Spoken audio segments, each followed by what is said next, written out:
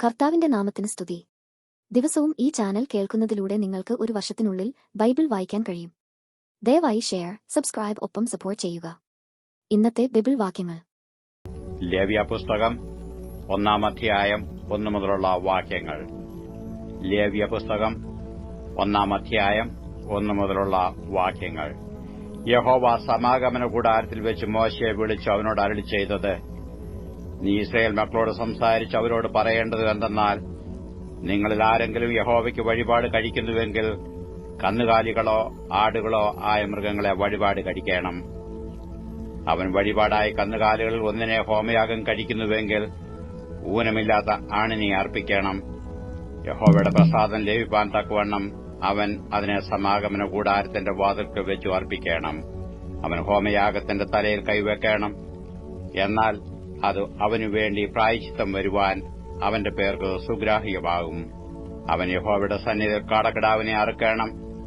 അഹരോന്റെ പുത്രന്മാരായ പുരോഹിതന്മാർ അതിന്റെ രക്തം കൊണ്ടുവന്ന് സമാഗമന കൂടാരത്തിന്റെ വാതിൽക്കൽ ഉള്ള യാഗപീഠത്തിന്മേൽ ചുറ്റും തളിക്കണം.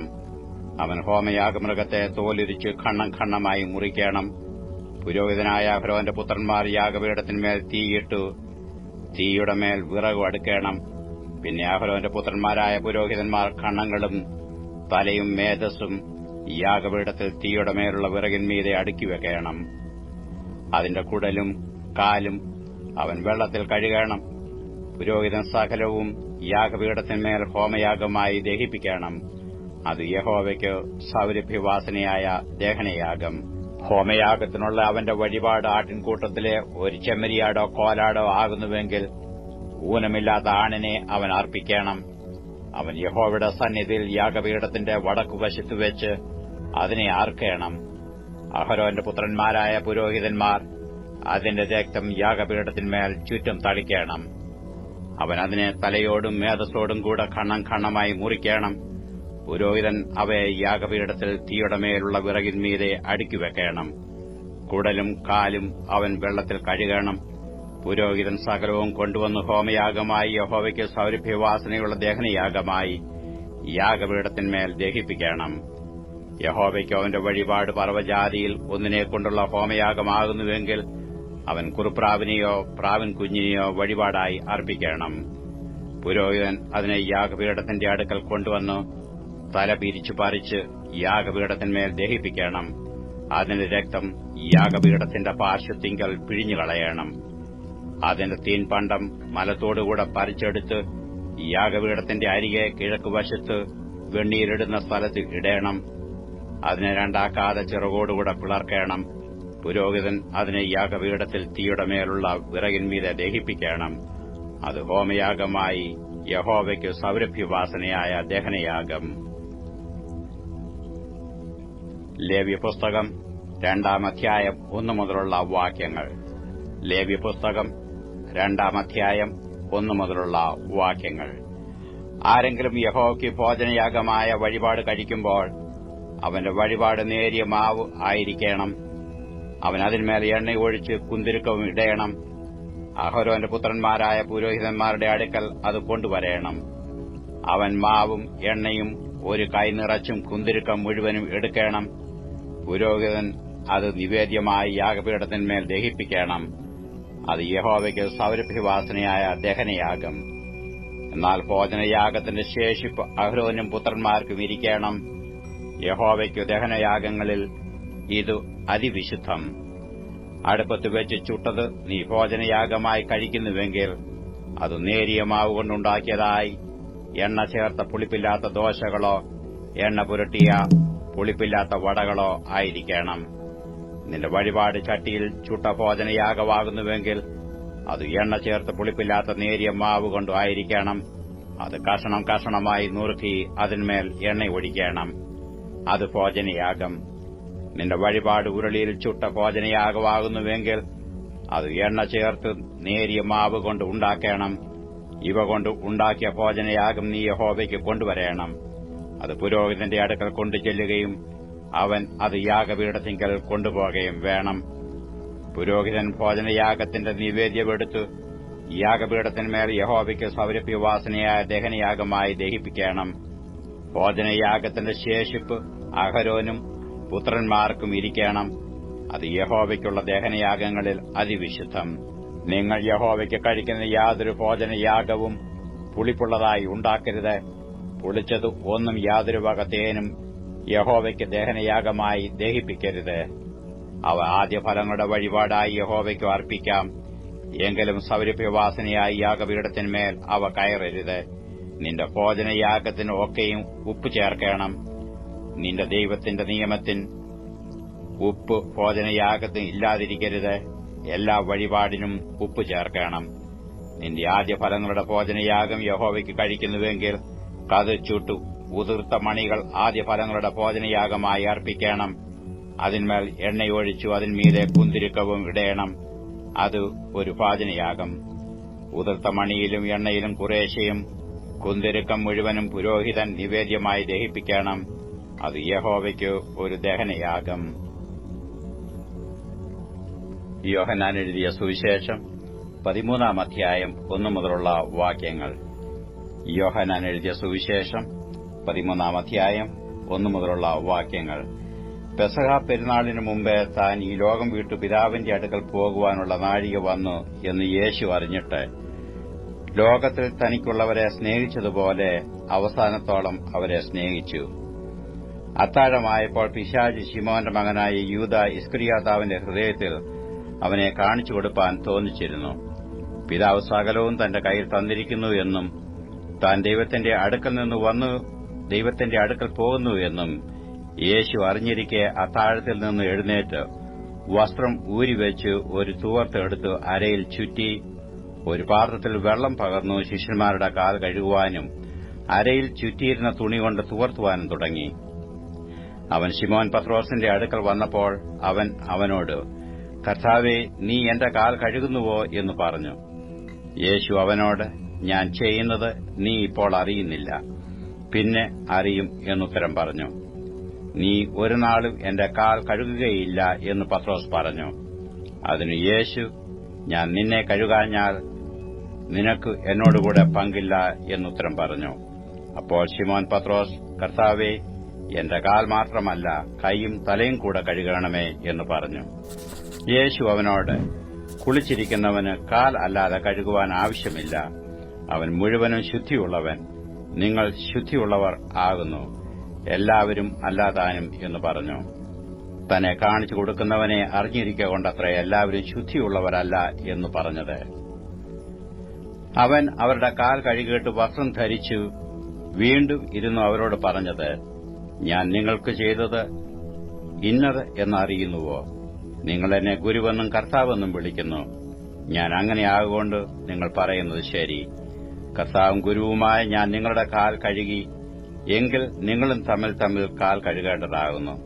ഞാൻ നിങ്ങൾക്ക് ചെയ്തതുപോലെ നിങ്ങളും ചെയ്യേണ്ടതിന് ഞാൻ നിങ്ങൾക്ക് ദൃഷ്ടാന്തം തന്നിരിക്കുന്നു. ആമേൻ ആമേൻ ഞാൻ നിങ്ങളോട് പറയുന്നു, ദാസൻ യജമാനേക്കാൾ വലിയവനല്ല, ദൂതൻ തന്നെ അയച്ചവനേക്കാൾ വലിയവനുമല്ല. ഇത് നിങ്ങൾ അറിയുന്നുവെങ്കിൽ ചെയ്താൽ ഭാഗ്യവാന്മാർ. നിങ്ങളെ എല്ലാവരെയും കുറിച്ച് പറയുന്നില്ല. ഞാൻ തിരഞ്ഞെടുത്തവരെ ഞാൻ അറിയുന്നു. എന്നാൽ എന്റെ അപ്പം തിന്നുന്നവൻ എന്റെ നേരെ കുതികാൽ ഉയർത്തിയിരിക്കുന്നു എന്നുള്ള തിരുവെഴുത്തിന് നിവൃത്തി വരേണ്ടതാകുന്നു.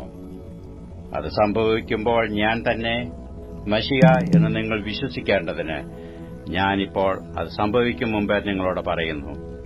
ആമേൻ ആമേൻ ഞാൻ നിങ്ങളോട് പറയുന്നു, ഞാൻ അയക്കുന്നവനെ കൈക്കൊള്ളുന്നവൻ എന്നെ കൈക്കൊള്ളുന്നു, എന്നെ കൈക്കൊള്ളുന്നവൻ എന്നെ അയച്ചവനെ കൈക്കൊള്ളുന്നു. ഇത് പറഞ്ഞിട്ട് യേശു ഉള്ളം കലങ്ങി, ആമേൻ ആമേൻ ഞാൻ നിങ്ങളോട് പറയുന്നു, നിങ്ങളിൽ ഒരുത്തൻ എന്നെ കാണിച്ചു കൊടുക്കും എന്ന് സാക്ഷീകരിച്ചു പറഞ്ഞു. ഇത് ആരെക്കുറിച്ച് പറയുന്നുവെന്ന് ശിഷ്യന്മാർ സംശയിച്ചു തമ്മിൽ തമ്മിൽ നോക്കി. ശിഷ്യന്മാരിൽ വെച്ച് യേശു സ്നേഹിച്ച ഒരുത്തൻ യേശുവിന്റെ മാർവിടത്ത് ചാരിക്കൊണ്ടിരുന്നു. ശിമോൻ പത്രോസ് അവനോട് ആംഗ്യം കാട്ടി. അവൻ പറഞ്ഞത് ആരെക്കൊണ്ടെന്ന് ചോദിപ്പാൻ പറഞ്ഞു. അവൻ യേശുവിന്റെ നെഞ്ചോട് ചാഞ്ഞു, കർത്താവേ, അത് ആർ എന്ന് ചോദിച്ചു. ഞാൻ അപ്പഖണ്ണം മൂക്കിക്കൊടുക്കുന്നവൻ തന്നെ എന്ന് യേശു ഉത്തരം പറഞ്ഞു. ഖണ്ണം മൂക്കി ശിമോൻ ഇസ്കറിയോത്താവിന്റെ മകനായ യൂദയ്ക്ക് കൊടുത്തു. ഖണ്ണം വാങ്ങിയ ഉടനെ സാത്താൻ അവനിൽ കടന്നു. യേശു അവനോട്, നീ ചെയ്യുന്നത് വേഗത്തിൽ ചെയ്യുക എന്ന് പറഞ്ഞു. എന്നാൽ ഇത് ഇന്നതിനെക്കുറിച്ച് പറഞ്ഞുവെന്ന് പന്തിയിൽ ഇരുന്നവരിൽ ആരും അറിഞ്ഞില്ല. പണസഞ്ചി യൂദയുടെ പക്കലാകയാൽ പെരുന്നാളിനു വേണ്ടെന്ന് മേടിപ്പാനോ ദരിദ്രർക്കു വല്ലതും കൊടുപ്പാനോ യേശു അവനോട് കൽപ്പിക്കുന്നു എന്ന് ചിലർക്ക് തോന്നി. ഖണം വാങ്ങിയ ഉടനെ അവൻ എഴുന്നേറ്റ് പോയി. അപ്പോൾ രാത്രിയായിരുന്നു. അവൻ പോയ ശേഷം യേശു പറഞ്ഞത്, ഇപ്പോൾ മനുഷ്യപുത്രൻ മഹത്വപ്പെട്ടിരിക്കുന്നു, ദൈവവും അവനിൽ മഹത്വപ്പെട്ടിരിക്കുന്നു. ദൈവം അവനിൽ മഹത്വപ്പെട്ടിരിക്കുന്നു എങ്കിൽ ദൈവം അവനെ തന്നിൽ തന്നെ മഹത്വപ്പെടുത്തും. ക്ഷണത്തിൽ അവനെ മഹത്വപ്പെടുത്തും. കുഞ്ഞുങ്ങളെ, ഞാൻ ഇനിയും കുറഞ്ഞൊന്നു മാത്രം നിങ്ങളോടുകൂടെ ഇരിക്കും. നിങ്ങൾ എന്നെ അന്വേഷിക്കും. ഞാൻ പോകുന്നിടത്ത് നിങ്ങൾക്ക് വരുവാൻ കഴിയുകയില്ല എന്ന് ഞാൻ യഹൂദന്മാരോട് പറഞ്ഞതുപോലെ ഇന്ന് നിങ്ങളോടും പറയുന്നു. നിങ്ങൾ തമ്മിൽ തമ്മിൽ സ്നേഹിക്കണമെന്നൊരു പുതിയൊരു കൽപ്പന ഞാൻ നിങ്ങൾക്ക് തരുന്നു. ഞാൻ നിങ്ങളെ സ്നേഹിച്ചതുപോലെ നിങ്ങളും തമ്മിൽ തമ്മിൽ സ്നേഹിക്കണം എന്ന് തന്നെ. നിങ്ങൾക്ക് തമ്മിൽ തമ്മിൽ സ്നേഹം ഉണ്ടെങ്കിൽ നിങ്ങൾ എന്റെ ശിഷ്യന്മാർ എന്ന് എല്ലാവരും അറിയും. ശിമോൻ പത്രോസ് അവനോട്, കർത്താവേ, നീ എവിടെ പോകുന്നു എന്ന് ചോദിച്ചതിന്, ഞാൻ പോകുന്നിടത്തേക്ക് നിനക്ക് ഇപ്പോൾ എന്നെ അനുഗമിപ്പാൻ കഴിയുകയില്ല, പിന്നത്തേതിൽ നീ എന്നെ അനുഗമിക്കും എന്ന് യേശു അവനോട് ഉത്തരം പറഞ്ഞു. പത്രോസ് അവനോട്, കർത്താവേ, ഇപ്പോൾ എനിക്ക് നിന്നെ അനുഗമിപ്പാൻ കഴിയാത്തത് എന്ത്? ഞാൻ എന്റെ ജീവനെ നിനക്ക് വേണ്ടി വെച്ചുകളയും എന്ന് പറഞ്ഞു. അതിന് യേശു, നിന്റെ ജീവനെ എനിക്ക് വേണ്ടി വെച്ചുകളയുമോ? ആമേൻ, ആമേൻ, ഞാൻ നിന്നോട് പറയുന്നു, നീ 3 പ്രാവശ്യം എന്നെ തള്ളിപ്പറയുവോളം കോഴി കൂകുകയില്ല എന്ന് ഉത്തരം പറഞ്ഞു. യോഹന്നാൻ എഴുതിയ സുവിശേഷം 14-ാം അധ്യായം 1 മുതലുള്ള വാക്യങ്ങൾ. യോഹന്നാൻ എഴുതിയ സുവിശേഷം 14-ാം അധ്യായം 1 മുതലുള്ള വാക്യങ്ങൾ. നിങ്ങളുടെ ഹൃദയം കലങ്ങിപ്പോകരുത്. ദൈവത്തിൽ വിശ്വസിപ്പീൻ, എന്നിലും വിശ്വസിപ്പീൻ. എന്റെ പിതാവിന്റെ ഭവനത്തിൽ അനേകം വാസസ്ഥലങ്ങളുണ്ട്. ഇല്ലെങ്കിൽ ഞാൻ നിങ്ങളോട് പറയുമായിരുന്നു. ഞാൻ നിങ്ങൾക്ക് സ്ഥലം ഒരുക്കുവാൻ പോകുന്നു. ഞാൻ പോയി നിങ്ങൾക്ക് സ്ഥലമൊരുക്കിയാൽ ഞാൻ ഇരിക്കുന്ന ഇടത്ത് നിങ്ങളും ഇരിക്കേണ്ടതിന് പിന്നെയും വന്ന് നിങ്ങളെ എന്റെ അടുക്കൽ ചേർത്തുകൊള്ളും. ഞാൻ പോകുന്ന ഇടത്തേക്കുള്ള വഴി നിങ്ങൾ അറിയുന്നു. തോമസ് അവനോട്, കർത്താവേ, നീ എവിടെ പോകുന്നു എന്ന് ഞങ്ങൾ അറിയുന്നില്ല, പിന്നെ വഴി എങ്ങനെ അറിയും എന്ന് പറഞ്ഞു. യേശു അവനോട്, ഞാൻ തന്നെ വഴിയും സത്യവും ജീവനുമാകുന്നു. ഞാൻ മുഖാന്തരമല്ലാതെ ആരും പിതാവിന്റെ അടുക്കലെത്തുന്നില്ല. നിങ്ങൾ എന്നെ അറിഞ്ഞുവെങ്കിൽ എന്റെ പിതാവിനെയും അറിയുമായിരുന്നു. ഇന്നു മുതൽ നിങ്ങൾ അവനെ അറിയും, അവനെ കണ്ടുമിരിക്കുന്നു എന്ന് പറഞ്ഞു. ഫിലിപ്പോസ് അവനോട്, കർത്താവേ, പിതാവിനെ ഞങ്ങൾക്ക് കാണിച്ചു തരയണം, എന്നാൽ ഞങ്ങൾക്ക് മതി എന്ന് പറഞ്ഞു. യേശു അവനോട് പറഞ്ഞത്, ഞാൻ ഇത്രകാലം നിങ്ങളോടുകൂടെ ഇരുന്നിട്ടും നീ എന്നെ അറിയുന്നില്ലയോ ഫിലിപ്പോസേ? എന്നെ കണ്ടവൻ പിതാവിനെ കണ്ടിരിക്കുന്നു. പിന്നെ പിതാവിനെ ഞങ്ങൾക്ക് കാണിച്ചു തരയണം എന്ന് നീ പറയുന്നത് എങ്ങനെ? ഞാൻ പിതാവിലും പിതാവ് എന്നിലും ആകുന്നു എന്ന് നീ വിശ്വസിക്കുന്നില്ലയോ? ഞാൻ നിങ്ങളോട് പറയുന്ന വചനം സ്വയമായിട്ടല്ല സംസാരിക്കുന്നത്. പിതാവിനിൽ വസിച്ചുകൊണ്ട് തന്റെ പ്രവൃത്തി ചെയ്യുന്നു. ഞാൻ പിതാവിലും പിതാവ് എന്നിലും എന്ന് എന്നെ വിശ്വസിപ്പീൻ, അല്ലെങ്കിൽ പ്രവൃത്തി നിമിത്തം എന്നെ വിശ്വസിപ്പീൻ. ആമേൻ, ആമേൻ, ഞാൻ നിങ്ങളോട് പറയുന്നു, ഞാൻ ചെയ്യുന്ന പ്രവൃത്തി എന്നിൽ വിശ്വസിക്കുന്നവനും ചെയ്യും. ഞാൻ പിതാവിന്റെ അടുക്കൽ പോകുന്നതുകൊണ്ട് അതിൽ വലിയതും അവൻ ചെയ്യും. നിങ്ങൾ എന്റെ നാമത്തിൽ അപേക്ഷിക്കുന്നതൊക്കെയും പിതാവ് പുത്രനിൽ മഹത്വപ്പെടേണ്ടതിന് ഞാൻ ചെയ്തു തരും. നിങ്ങൾ എന്റെ നാമത്തിൽ എന്നോട് അപേക്ഷിക്കുന്നതൊക്കെയും ഞാൻ ചെയ്തു തരും. നിങ്ങൾ എന്നെ സ്നേഹിക്കുന്നുവെങ്കിൽ എന്റെ കൽപ്പനകളെ കാത്തുകൊള്ളും. എന്നാൽ ഞാൻ പിതാവിനോട് ചോദിക്കും, അവൻ സത്യത്തിന്റെ ആത്മാവ് എന്ന മറ്റൊരു കാര്യസ്ഥനെ എന്നേക്കും നിങ്ങളോടുകൂടെ ഇരിക്കേണ്ടതിന് നിങ്ങൾക്ക് തരും. ലോകം അവനെ കാണുകയോ അറിയുകയോ ചെയ്യായികയാൽ അതിനു അവനെ ലഭിപ്പാൻ കഴിയുകയില്ല. നിങ്ങളോ അവൻ നിങ്ങളോടുകൂടെ വസിക്കുകയും നിങ്ങളിൽ ഇരിക്കുകയും ചെയ്യുന്നതുകൊണ്ട് അവനെ അറിയുന്നു. ഞാൻ നിങ്ങളെ അനാഥരായി വിടുകയില്ല. ഞാൻ നിങ്ങളുടെ അടുക്കൽ വരും. കുറഞ്ഞൊന്നു കഴിഞ്ഞാൽ ലോകം എന്നെ കാണുകയില്ല, നിങ്ങളോ എന്നെ കാണും. ഞാൻ ജീവിക്കുന്നതുകൊണ്ട് നിങ്ങളും ജീവിക്കും. ഞാൻ എന്റെ പിതാവിലും നിങ്ങൾ എന്നിലും ഞാൻ നിങ്ങളിലും എന്ന് നിങ്ങൾ അന്ന് അറിയും. എന്റെ കൽപ്പനകൾ ലഭിച്ച് പ്രമാണിക്കുന്നവൻ എന്നെ സ്നേഹിക്കുന്നവൻ ആകുന്നു. എന്നെ സ്നേഹിക്കുന്നവനെ എന്റെ പിതാവ് സ്നേഹിക്കുന്നു. ഞാനും അവനെ സ്നേഹിച്ചു അവന് എന്നെ തന്നെ വെളിപ്പെടുത്തും. ഇസ്കരിയോത്താവല്ലാത്ത യൂദ അവനോട്, കർത്താവേ, എന്തു സംഭവിച്ചിട്ടാകുന്നു നീ ഈ ലോകത്തിന് അല്ല, ഞങ്ങൾക്കത്രേ നിന്നെ വെളിപ്പെടുത്തുവാൻ പോകുന്നത് എന്ന് ചോദിച്ചു. യേശു അവനോട്, എന്നെ സ്നേഹിക്കുന്നവൻ എന്റെ വചനം പ്രമാണിക്കും. എന്റെ പിതാവ് അവനെ സ്നേഹിക്കും. ഞങ്ങൾ അവന്റെ അടുക്കൽ വന്നു അവനോടുകൂടെ വാസം ചെയ്യും. എന്നെ സ്നേഹിക്കാത്തവൻ എന്റെ വചനം പ്രമാണിക്കുന്നില്ല. നിങ്ങൾ കേൾക്കുന്ന വചനം എന്റേതല്ല, എന്നെ അയച്ച പിതാവിന്റേതത്രേ എന്ന് ഉത്തരം പറഞ്ഞു. ഞാൻ നിങ്ങളോടുകൂടെ വസിക്കുമ്പോൾ ഇത് നിങ്ങളോട് സംസാരിച്ചിരിക്കുന്നു. എങ്കിലും പിതാവിന്റെ നാമത്തിൽ അയപ്പാനുള്ള പരിശുദ്ധാത്മാവെന്ന കാര്യസ്ഥൻ നിങ്ങൾക്ക് സകലവും ഉപദേശിച്ചു തരികയും ഞാൻ നിങ്ങളോട് പറഞ്ഞതൊക്കെയും നിങ്ങളെ ഓർമ്മപ്പെടുത്തുകയും ചെയ്യും. സമാധാനം ഞാൻ നിങ്ങൾക്ക് തന്നേച്ചു പോകുന്നു. എന്റെ സമാധാനം ഞാൻ നിങ്ങൾക്ക് തരുന്നു. ലോകം തരുന്നതുപോലെയല്ല ഞാൻ നിങ്ങൾക്ക് തരുന്നത്. നിങ്ങളുടെ ഹൃദയം കലങ്കരുതേ, ഭ്രമിക്കുകയും അരുത്. ഞാൻ പോകുകയും നിങ്ങളുടെ അടുക്കൽ മടങ്ങിവരികയും ചെയ്യും എന്ന് ഞാൻ നിങ്ങളോട് പറഞ്ഞത് കേട്ടുവല്ലോ. നിങ്ങൾ എന്നെ സ്നേഹിക്കുന്നുവെങ്കിൽ ഞാൻ പിതാവിന്റെ അടുക്കൽ പോകുന്നതിനാൽ നിങ്ങൾ സന്തോഷിക്കുമായിരുന്നു. പിതാവ് എന്നേക്കാൾ വലിയവനല്ലോ. അത് സംഭവിക്കുമ്പോൾ നിങ്ങൾ വിശ്വസിക്കേണ്ടതിന് ഞാനിപ്പോൾ അത് സംഭവിക്കും മുമ്പേ നിങ്ങളോട് പറഞ്ഞിരിക്കുന്നു. ഞാനിനി നിങ്ങളോട് വളരെ സംസാരിക്കുകയില്ല. ലോകത്തിന്റെ പ്രഭു വരുന്നു, അവന് എന്നോടൊരു കാര്യവുമില്ല. എങ്കിലും ഞാൻ പിതാവിനെ സ്നേഹിക്കുന്നു എന്നും പിതാവ് എന്നോട് കൽപ്പിച്ചതുപോലെ ഞാൻ ചെയ്യുന്നു എന്നും ലോകം അറിയട്ടെ. എഴുന്നേൽപ്പീൻ, നാം പോകാം. 46 സങ്കീർത്തനം 1 മുതലുള്ള വാക്യങ്ങൾ. 46 സങ്കീർത്തനം 1 മുതലുള്ള വാക്യങ്ങൾ. ദൈവം നമ്മുടെ സങ്കേതവും ബലവുമാകുന്നു. കഷ്ടങ്ങളിൽ അവൻ ഏറ്റവും അടുത്ത തുണയായിരിക്കുന്നു. അതുകൊണ്ട് ഭൂമി മാറിപ്പോയാലും പർവ്വതങ്ങൾ കുലുങ്ങി സമുദ്രമധ്യേ വീണാലും അതിലെ വെള്ളം ഇരച്ചു കലങ്ങിയാലും അതിന്റെ കോപം കൊണ്ട് പർവ്വതങ്ങൾ കുലുങ്ങിയാലും നാം ഭയപ്പെടുകയില്ല. ഒരു നദിയുണ്ട്, അതിന്റെ തോടുകൾ ദൈവനഗരത്തെ, അത്യുന്നതന്റെ വിശുദ്ധ നിവാസത്തെ തന്നെ സന്തോഷിപ്പിക്കുന്നു. ദൈവം അതിന്റെ മധ്യേ ഉണ്ട്, അത് കുലുങ്ങിപ്പോകയില്ല. ദൈവം അധികാലത്ത് തന്നെ അതിനെ സഹായിക്കും. ജാതികൾ ക്രുദ്ധിച്ച് രാജ്യങ്ങൾ കുലുങ്ങി. അവൻ തന്റെ ശബ്ദം കേൾപ്പിച്ച് ഭൂമി ഉരുകിപ്പോയി. സൈന്യങ്ങളുടെ യഹോവ നമ്മോടുകൂടെയുണ്ട്. യാക്കോബിന്റെ ദൈവം നമ്മുടെ ദുർഗമാകുന്നു. വരുവീൻ, യഹോവയുടെ പ്രവൃത്തികളെ നോക്കുവീൻ. അവൻ ഭൂമിയിൽ എത്ര ശൂന്യത വരുത്തിയിരിക്കുന്നു. അവൻ ഭൂമിയുടെ അറ്റം വരെയും യുദ്ധങ്ങളെ നിർത്തൽ ചെയ്യുന്നു. അവൻ വില്ലൊടിച്ച് കുന്തം മുറിച്ച് രഥങ്ങളെ തീയിലിട്ട് ചുട്ടുകളയുന്നു. മിണ്ടാതിരുന്നു, ഞാൻ ദൈവമെന്ന് അറിഞ്ഞുകൊള്ളുവീൻ. ഞാൻ ജാതികളുടെ ഇടയിൽ ഉന്നതനാകും, ഞാൻ ഭൂമിയിൽ ഉന്നതനാകും. സൈന്യങ്ങളുടെ യഹോവ നമ്മോടുകൂടെയുണ്ട്. യാക്കോബിന്റെ ദൈവം നമ്മുടെ ദുർഗമാകുന്നു.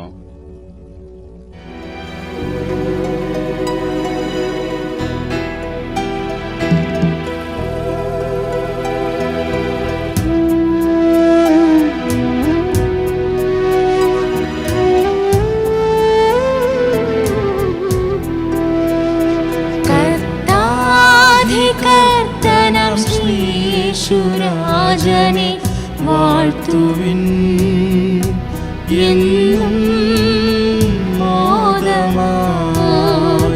കർത്താധികർത്തനം ശ്രീയേശുരാജനെ വാഴ്ത്തുവിൻ, എന്നും മോദമായി.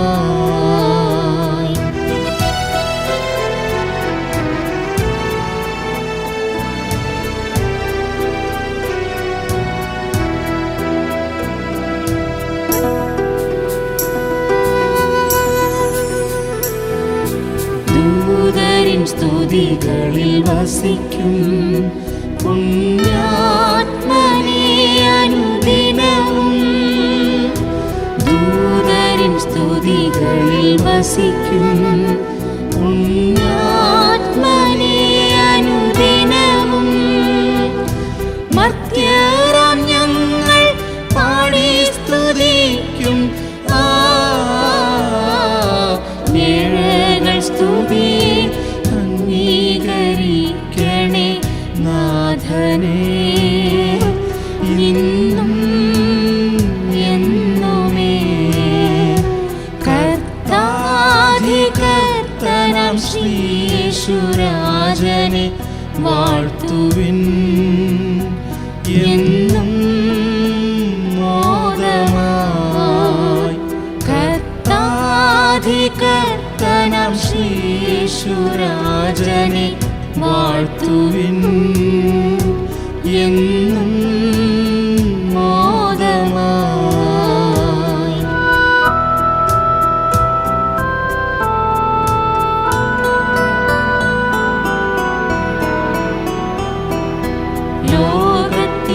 ലോകത്തിനധിപനനാഥൻ പാപികൾ സ്നേഹിതനായി. ലോകത്തിനധിപനനാഥൻ പാപികൾ സ്നേഹിതനായി. പാപനിവാരണം ചെയ്യുവതിനായി കാൽവരിമേട്ടിൽ യാഗമായി തീർന്നിതാ കാണുവിൻ മഹാസ്നേഹത്തെ.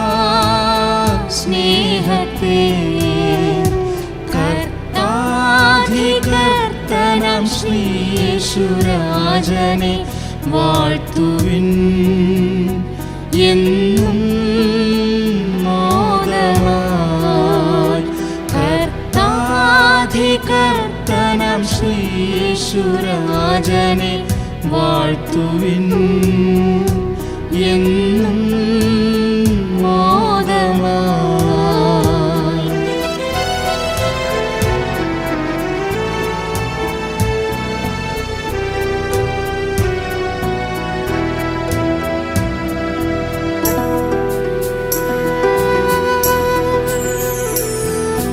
പാപത്തിൻ ഇൻപത്തെ വെറുത്ത് രക്ഷകൻ പാതെ നാം ചേരാൻ.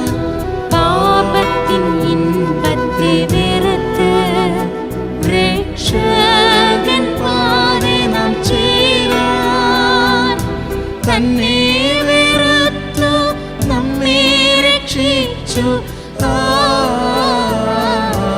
അതിശയമേ യേശുവിൻ സ്നേഹം ആനന്ദം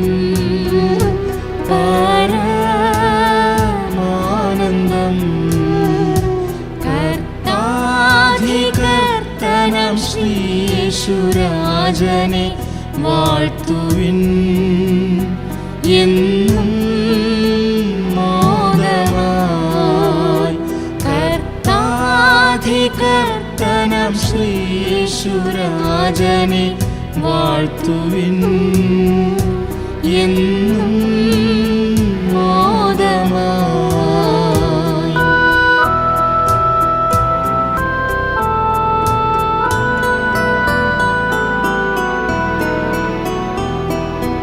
ഉയരത്തിൻ ശക്തിയെ ധരിച്ച് ആത്മാവിലനുദിനം വളർന്ന്. ഉയരത്തിൻ ശക്തിയെ ധരിച്ച് ആത്മാവിലനുദിനം വളർന്ന്. പൂർണ്ണത പ്രാപിച്ച ശുദ്ധിമാന്മാർക്കായി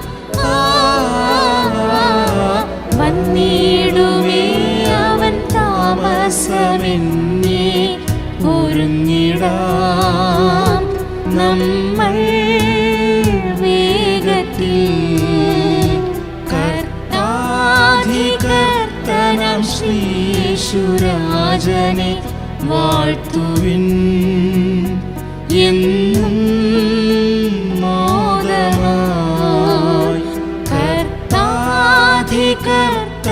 ശ്രീയേശുരാജനെ വാഴ്ത്തുവിൻ എന്നും മോദമായി.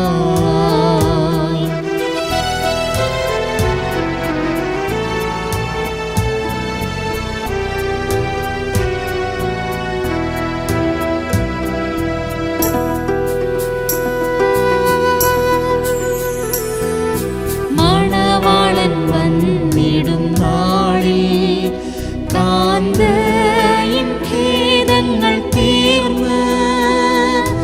മണവാളൻ വന്നിടും നാളിൽ കാന്തയിൻ ഖേദങ്ങൾ തീർന്ന്. തന്നോട് കൂടെന്നും മോദമായി വാഴും പുതുയെരൂശലേം ഉന്നത സൗധത്തിൽ വാണിടും നിത്യയുഗങ്ങളാൽ. കർത്താധികർത്തനം ശ്രീയേശുരാജനെ വാഴ്ത്തുവിൻ. എന്നും മോദമായി കർത്താധികർത്തനം ശ്രീയേശുരാജനെ വാഴ്ത്തുവിൻ. എന്നും